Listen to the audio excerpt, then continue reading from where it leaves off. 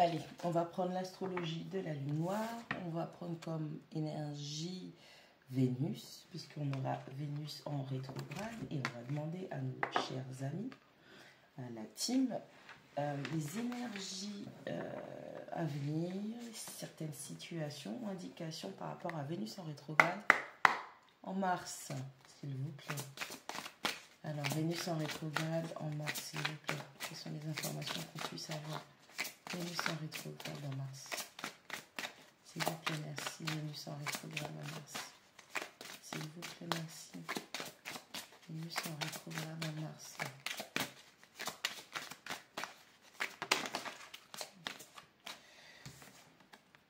Verseau, je sais. 36, la maison 12, la fuite. Verseau, poisson. Allez, l'énergie. Vénus en rétrograde en mars, s'il vous plaît, merci. S'il vous plaît, merci. S'il vous plaît, merci. Les énergies pour Vénus en rétrograde en mars, s'il vous plaît. Merci.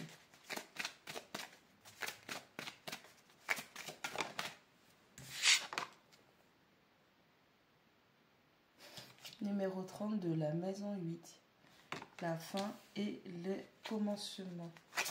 Vénus en rétrograde, merci. Ah, je sais. Pardon. Ok. Allez, pendant que je l'ai là, avant de l'oublier. Verseau, je sais, 23. Donc, on a quelqu'un qui est en train d'analyser, d'intellectualiser ses sentiments et ses émotions. 23. Je sais, Verseau. On a quelqu'un qui analyse, qui rend logique, qui intellectualise ses sentiments. Et cette personne, la conclusion et la compréhension de cette personne, 36, conclusion, fin de cycle, la fuite, donc la maison 12. On a quelqu'un qui comprend et qui arrive à la déduction que elle a trop fui ses sentiments et ses émotions. Et il est temps de clôturer ce cycle parce que cette personne a mal. C'est quelque chose qui a réveillé, soulevé des blessures, des traumatismes chez vous, chez elle. Donc, on a une personne qui doit mettre fin à un processus, une façon de fonctionner. Hein, quelqu'un qui manifeste toujours la même chose. Vénus en rétrograde, s'il vous plaît, merci, merci. Vénus en rétrograde, merci, merci. Vénus en rétrograde. On a un chamboulement radical, une forme de rébellion qui va se mettre en place parce que de toutes les façons, c'est Verseau. Verseau, c'est Uranus, ok? C'est un signe d'air et c'est Uranus. Donc, on a quelqu'un par rapport à ce type de comportement de la maison 8. Et puis, c'est quelque chose qui est assez caché. On ne soupçonnerait pas cette personne d'avoir ce type de comportement. Et bien, cette personne va changer radicalement les choses. Et elle sera peut-être même méconnaissable. La maison 2, 26, la maison 2, les possessions. La maison 2, c'est la maison des taureaux. Ouais, on a quelqu'un qui était dans sa zone de confort, je vous dis. 21, Sagittaire, je vois. On a quelqu'un qui a une rétrospective et qui arrive à cette fois-ci, plus à intellectualiser, mais à, je vais dire, spiritualiser. Je ne sais pas comment je vais dire ça. J'espère que vous allez comprendre. Qui va avoir un œil spirituel, un éveil. Merci, merci. Un éveil sur justement sa fuite et ses comportements de fuite. On a peut-être une personne qui a un attachement évitant et que quand les choses commencent à avoir une forme qu'il n'arrive pas il ou elle n'arrive pas à intellectualiser, ben en fait c'est quelqu'un qui prend la fuite et qui préfère se faire mal. Ok. 30, la maison 6, la routine. Je vous ai dit, cette personne a une zone de confort, des habitudes de fonctionnement. C'est au millimètre près. 20, Scorpion, je transforme. Je vous ai dit, il y aura un changement. Non seulement il y a de l'Uranus, mais il y a du Pluton. Donc, il y aura des transformations radicales et profondes qui vont se mettre en place dans une connexion. C'est 20, c'est comment on se connecte. Et en plus, avec la maison 2, les possessions, la maison du taureau, la personne elle va changer intrinsèquement sa façon de se connecter, de se lier. Vénus en rétrograde en Mars, s'il vous plaît, merci. Vénus en rétrograde en Mars, s'il vous plaît, merci.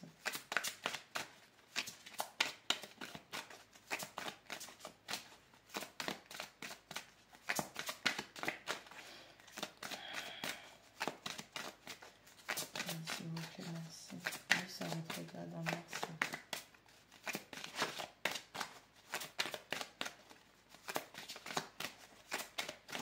Ça peut être aussi, j'entends que ça peut être aussi en fait, vous qui allez, puisque c'est une rétrograde, c'est vous qui allez attirer une énième fois un type de comportement comme ça, où vous allez avoir ce type de comportement une énième fois, ce sera la fois de trop en fait.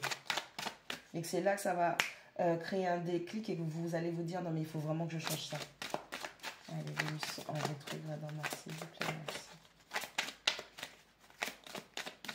S'il vous plaît, merci.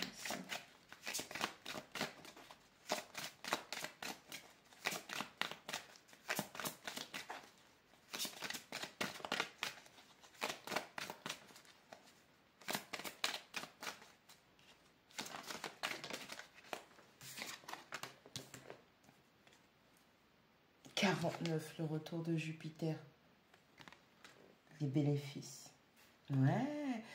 Ok. On a une personne qui est dans un cycle, qui était dans un cycle et la personne, elle avait déjà commencé à voir que ça, c'était pas bon parce qu'elle avait une façon de faire qui ne correspondait pas à ce qu'il y avait sur le moment. Mais comme ça fait partie intégrante de ce qu'il y a d'ancré au plus profond de cette personne, elle avait du mal à s'en défaire, comme une espèce d'addiction, de drogue, de façon de faire, de traumatisme, de blessure. On a besoin de réappuyer sur la plaie pour se sentir vivant. Ok? Et avec Jupiter, le retour des bénéfices, pour moi, c'est quelqu'un qui...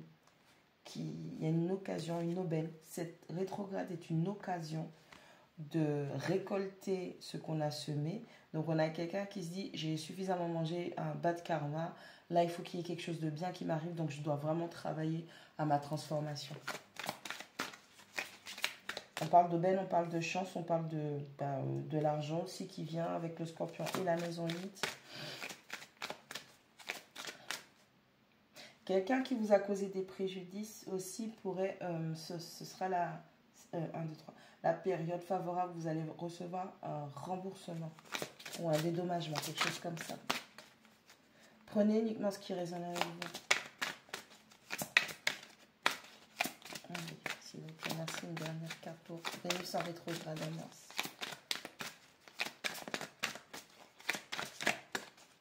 Vénus en rétrograde en Mars, s'il vous plaît. La dernière carte.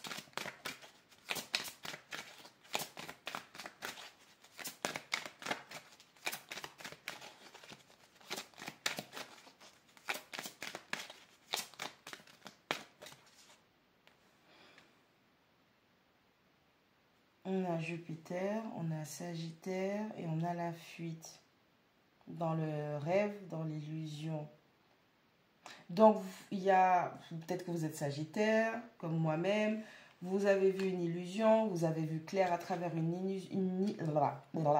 illusion, un mist qu'on voulait vous donner. Et en fait, vous avez pris vos 4 pattes et vous avez gambadé. Vous êtes parti.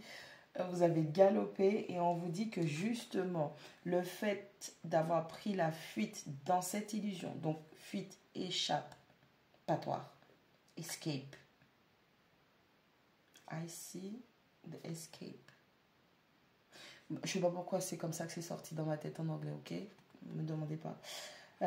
On a des personnes qui ont utilisé leur Jupiter ou leur placement en Sagittaire pour échapper à une illusion qu'on leur a projetée, un mist, un film. Et on vous dit que justement, il y a quelque chose qui a commencé dans une période de rétrograde. Et là, cette rétrograde-là vient clôturer le cycle. Et donc, du coup, on a quelqu'un qui va activer une chance là. Comprends qui peut.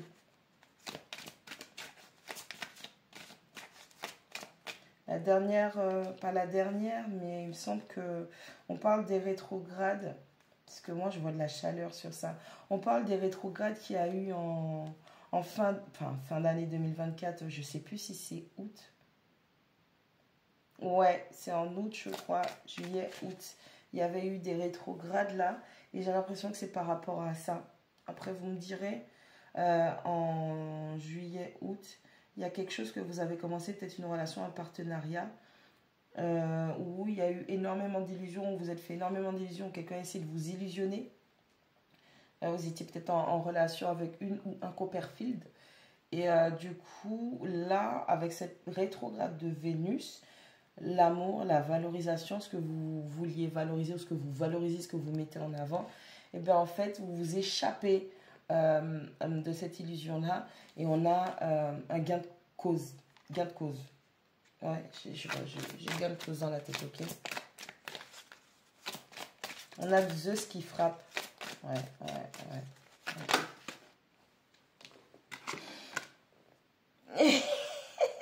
Pardon. 52, lune, vide de course. Ouais, c'est ça.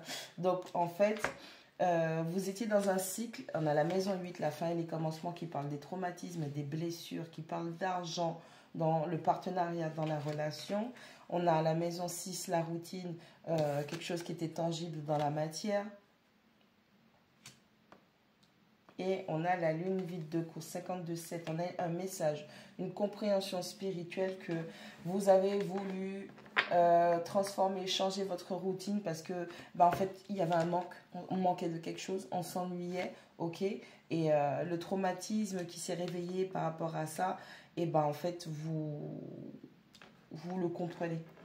Il me manquait quelque chose, je me sentais vide, j'étais dans un manque. Dans ma routine, j'en avais marre, je voulais que les choses changent, je voulais que les choses bougent. Et donc, du coup, j'ai mis un terme à quelque chose pour commencer quelque chose d'autre. Et cette rétrograde avec Vénus vous montre, vous donne une rétrospective sur ce que vous aviez valorisé qui va vous rapporter. Alors, Jupiter, ça bénéficie toujours en bien comme en mal, ok? Si vous avez eu du mauvais ou semé du mauvais, vous allez récolter du mauvais. Si vous avez semé du bon, vous aurez du bon. Mais quoi qu'il en soit, Jupiter vous bénéficie toujours.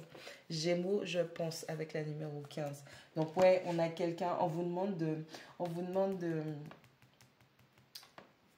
de penser, d'analyser, de comprendre comment vous avez fonctionné. Analyser, oui ou pas? On a la Vierge analyse et on a les Gémeaux. Donc, on est vraiment en train de vous demander de penser et d'analyser à votre façon de penser parce que c'est ce qui vous a mis dans cette situation. Et Vénus en rétrograde en mars, début mars, va vous permettre de mettre encore plus en lumière ce que vous avez valorisé et dans quel mode de pensée vous étiez qui fait que vous avez réveillé, activé ces blessures pour comprendre le message spirituel caché derrière cette expérience.